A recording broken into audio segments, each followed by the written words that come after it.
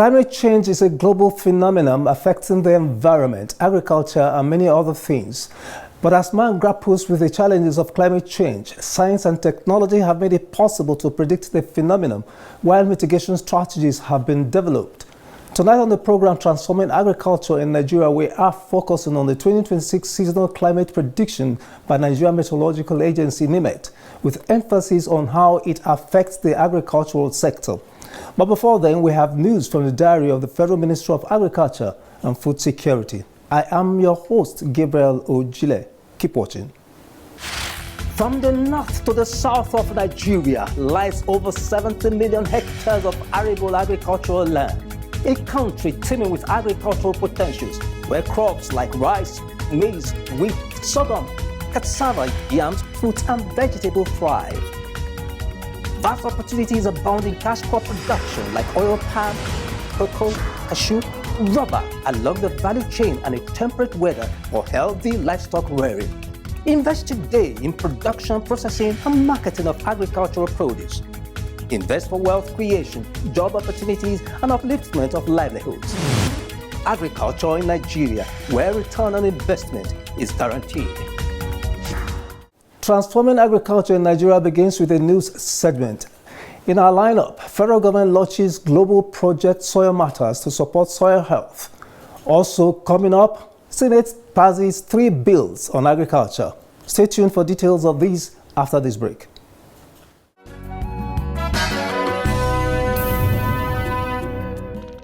The federal government, in collaboration with Gate Foundation and GIZ, has launched a project called Global Project Soil Matters to support soil health in Nigeria. This launch is exceptionally timely. The Minister of State, Federal Minister of Agriculture and Food Security, Aliyu Sabi Abdullahi, on behalf of the federal government and development partners, launched the project in Abuja. Soil is not merely the death beneath our feet. It serves as the cornerstone of our food security and the revival of our economy, and indeed our climate resilience strategy. The significance of soil for Nigeria lies in the fact that over 70% of Nigerian land is agricultural, and more than 70% of our population that lives in the rural area rely on agriculture to make a living. Yet, the country loses approximately 24 million tons of topsoil each year due to erosion and degradation. Healthy soil retains water optimally, withstands drought, and helps us to sequester carbon. Speaking during the launch on behalf of GIZ, the project manager transformation of agri-food system, Alexis Bracken, stated that the global project Soil Matter will be funded by the Gate Foundation and implemented by the Federal Ministry of Agriculture and Food Security and GIZ. He further highlights the focus of the project. The Supporting Soil Health Initiative Nigeria is designed to support this ambition in a practical way. It focuses on helping translate policy into action through better coordination, stronger use of data, and more effective delivery of services to farmers. At the same time, it contributes to the broader global program Soil Matters, funded by the German Federal Ministry of Economic Cooperation and Development, BMZ. This global program brings together experiences from different countries to strengthen soil health systems at scale. Addressing soil health challenges. Also speaking, the Permanent Secretary, Federal Minister of Agriculture and Food Security, Marcus Olaniyi-Ogumbi, called for more partnership among stakeholders to ensure the implementation of the project and promote soil fertility. Addressing soil health challenges require collective action. Government alone cannot achieve this objective. We need researchers to generate practical innovations, development partners to provide technical and financial support, the private sector actors to invest in sustainable solutions, and the farmers to adopt best management practices and of course the policy makers to create a enabling regulatory framework.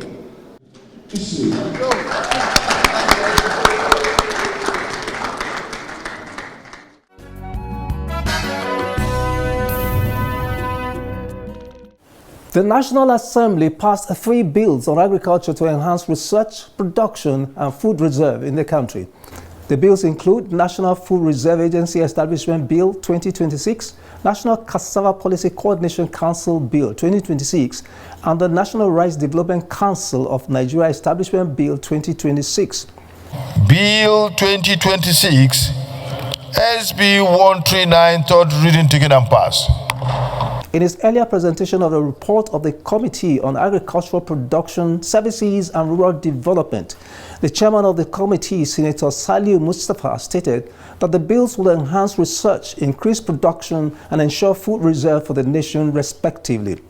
The bill, when passed into law, will fulfill the nation's aspiration of feeding itself and attaining national food security. The food reserve stocks can compensate for shortfalls in foreign currency, offset supply stocks or surge in the demand, and also facilitate humanitarian response to food emergencies. It will help us as a nation to cope with the impact of climate change on food production and supply.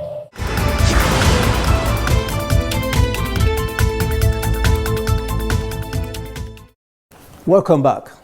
The Nigerian Metrological Agency NIMET on the 10th of February 2026 released its 2026 seasonal climate prediction, which has great effect on agriculture, especially crop farming.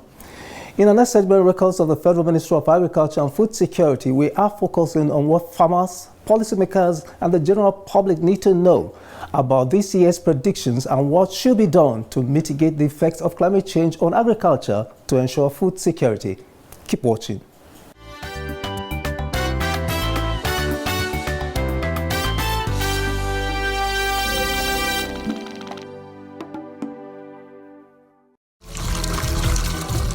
A basic fact about nature is that without water, there cannot be agriculture.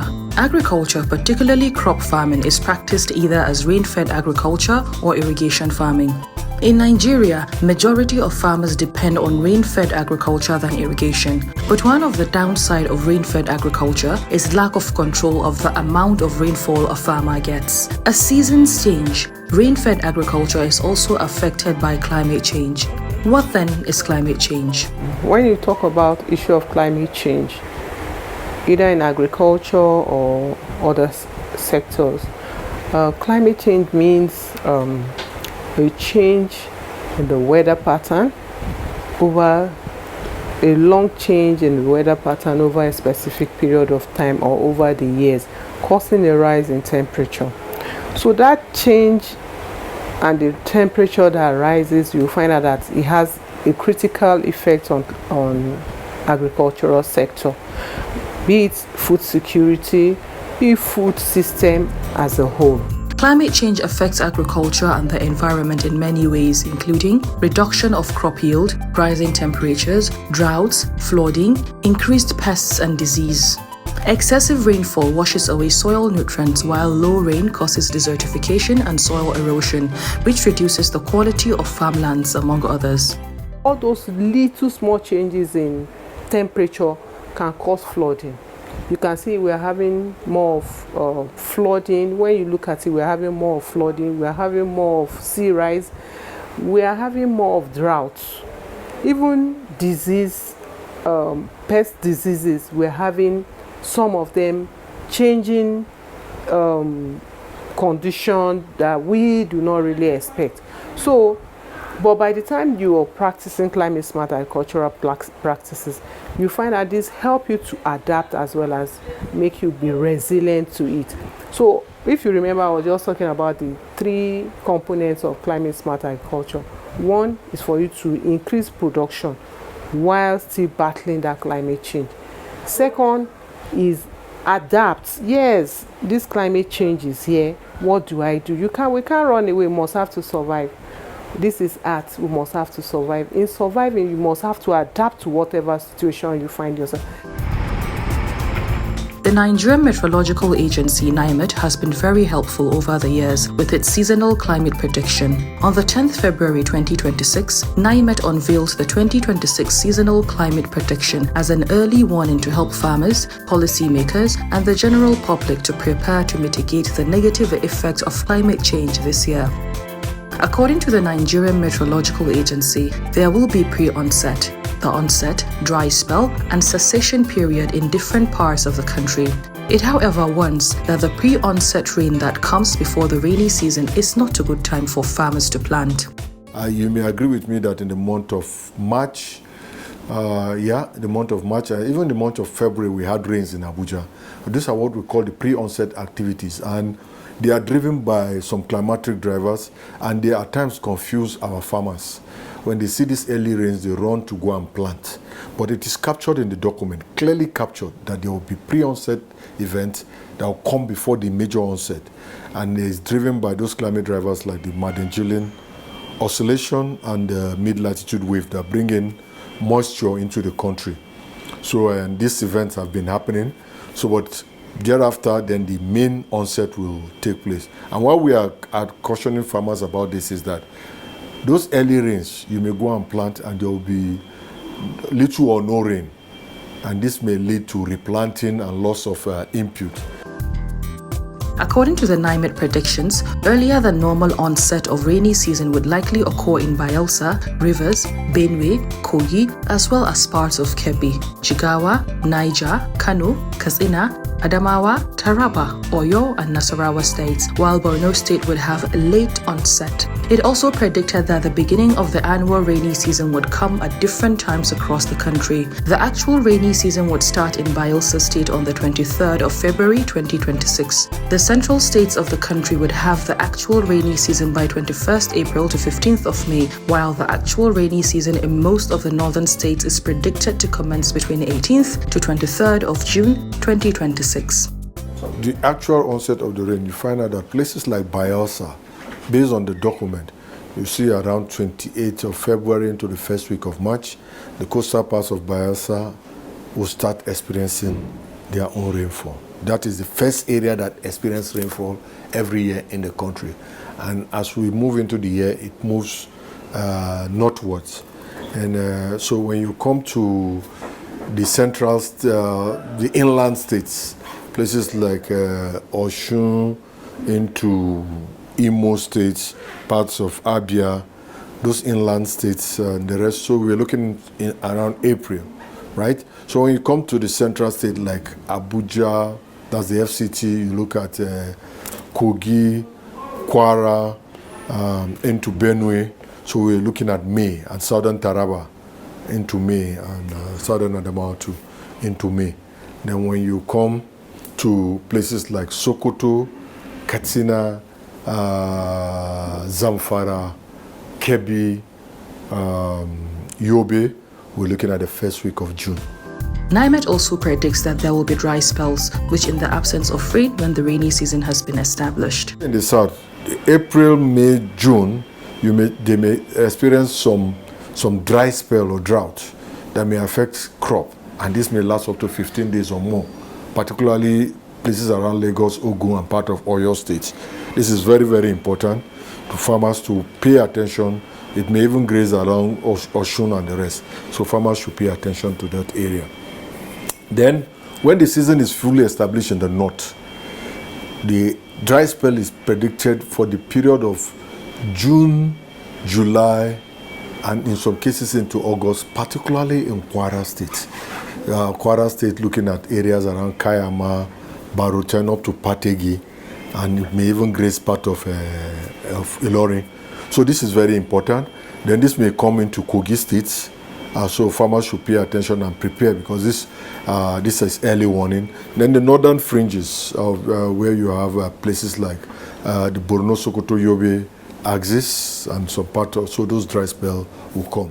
It is also predicted that regardless of the dry spell, there will be flash flood in many states of the Federation. You might have seen some of our bulletin, apart from the seasonal climate prediction, that is for annual outlook.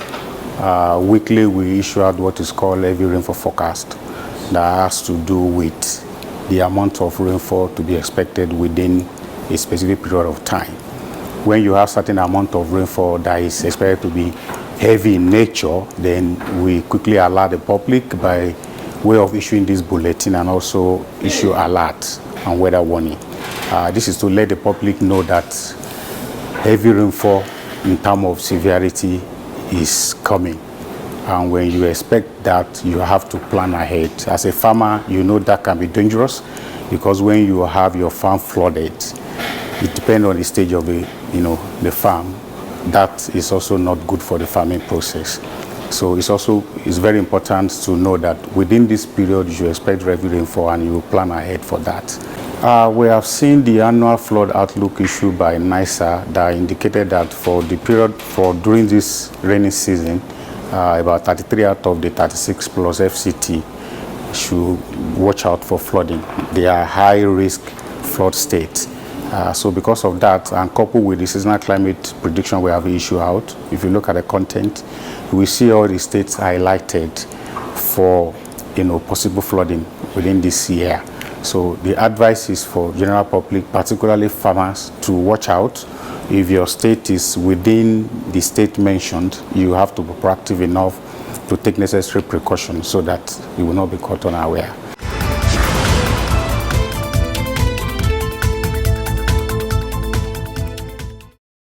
In case you just tuned in, the program is Transforming Agriculture in Nigeria, and we have been examining the 2026 seasonal climate prediction by the Nigerian Metrological Agency and its effect on agriculture.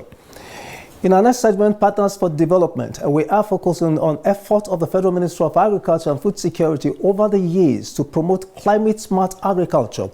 We shall also examine what the researchers have done and what more should be done by policymakers, farmers, and other stakeholders to ensure climate-smart agriculture and ensure bumper harvest regardless of these predictions.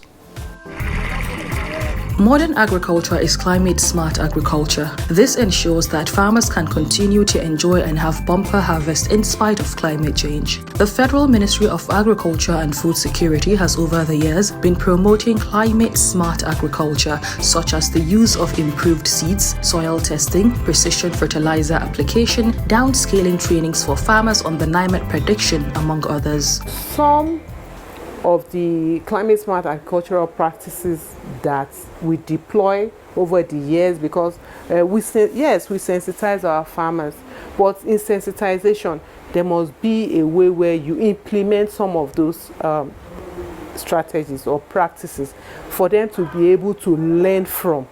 So there were some of our projects that we took to states, and when you look at it, the federal does not have land, but then we collaborate with states, and in those states they are the ones that would now give us the local government, the community, where to have our pilot sites. So in those pilot sites we've been able to demonstrate the use of agroforestry, conservation agriculture. We're also looking at using organic manure. But in the organic part of it, we look at it that the whole world is going organically, because we are looking at health issue when it comes to agriculture. So in that, we promote more of the use of organic fertilizer, organic manure. And we also have a program that is currently running. We call it Soil Health Card Scheme. In this, we are looking at moving away from blanket application of fertilizer. Over the years, agricultural research institutes have also developed improved agricultural seeds that increase yield even with climate change. What is expected of farmers is for them to embrace improved agricultural seeds. Farmers are used to every year the same variety. They just go to the barn and replant. But if they say the season is going to short, you have to get an early maturing variety as guided by your extension agent. It is also important for farmers to use irrigation to support rain-fed agriculture when there is severe dry spell during the rainy season. You find out that they all have different times that the rain sets, the duration of rain, and when the cessation comes. But in between these three phases, there's what we call the dry spell. So the dry spell means that, yes, the rain is established, but along the line, it just stopped all of a sudden. So some of our farmers lose a lot of their investment in that process. But we've gone as far as making them understand that you don't need to lose your investment. All you have to do is just augment with irrigation. Bumper harvest or high yield is not luck or dependent on the weather. Rather, farmers can maximize their harvest regardless of climate change by accessing the seasonal climate predictions from NIMET on its website. The information has been translated into local languages for farmers to understand. We have translated to Igbo, Yoruba, and Hausa, and also we have it in Pidgin English. And you know that is very, very strong in the South-South. So when we go, depending on the language that is that can be used in that community, we employ these languages. If it's in the South-South, we use Pidgin English. In the North, if it's Hausa, predominantly we use. And in the Southwest, we do Yoruba, and when we go to the Southeast, we do Igbo. And they have been, on our website, they are there, but even the hard copies, we have them translated. This is the Igbo version.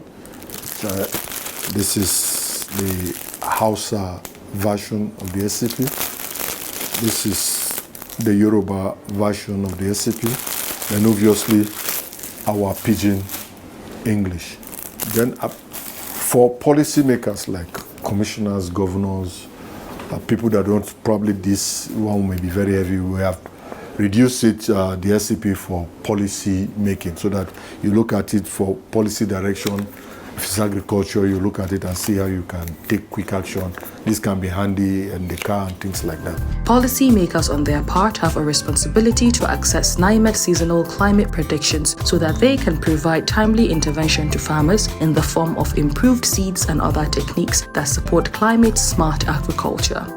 NIMET and the Federal Ministry of Agriculture alone cannot do it. Hence, the need to emphasize collaboration with development partners and the states. Such collaboration must be strengthened to ensure food security.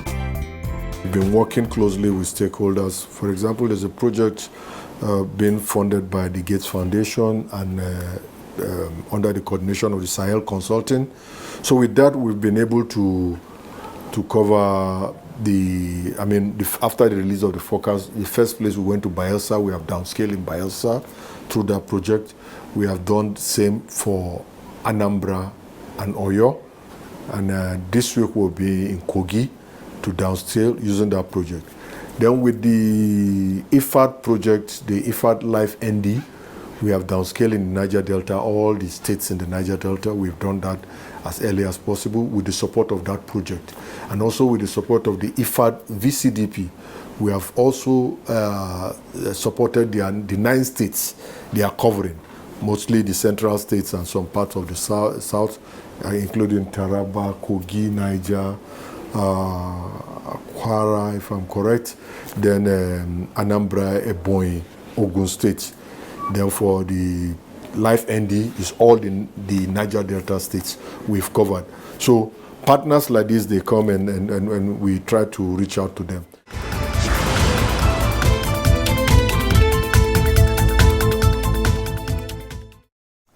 If everyone plays a role in the mitigation of climate change, farmers can still have bumper harvests regardless of rainfall predictions. Information is key, and everyone has a duty to circulate the seasonal climate predictions so that those who need it most can get it. That way, the journey to food security can be made faster. On this note, we shall call it a day. Join me again, same time, same station next week for another interesting episode. I have been your guide, Gabriel Ojile. Have a great night rest.